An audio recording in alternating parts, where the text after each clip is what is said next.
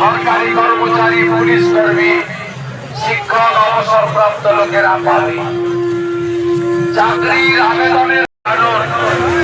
যে সরকার গুজরাটের মতো শিল্প এবং কর্মসংস্থান দেবে, যে সরকার উত্তরপ্রদেশের সুশাসন সুরক্ষা দেবে, যে সরকার উড়িষ্যার মতো জনকল্যাণের কাজ করবে, যে সরকার আসামের মতো অবৈধ প্রবেশকারী মুক্ত করে সীমান্তে সুরক্ষা দেবে, যেদিন বিজেপি সরকার তৈরি হবে 6 মাসের মধ্যে পশ্চিমবঙ্গের 6 লক্ষ কর্মসংস্থান রাজ্য সরকারের ঘুষ মুক্ত মেধার ভিত্তিতে স্বচ্ছতার সাথে নিয়োগ হবে।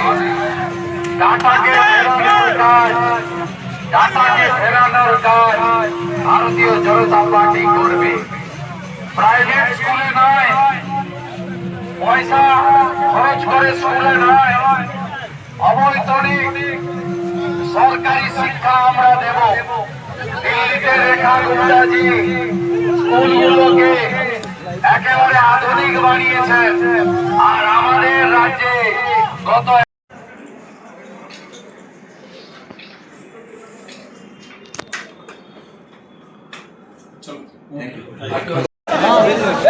সৌম্য বলছি খড়গপুর থেকে।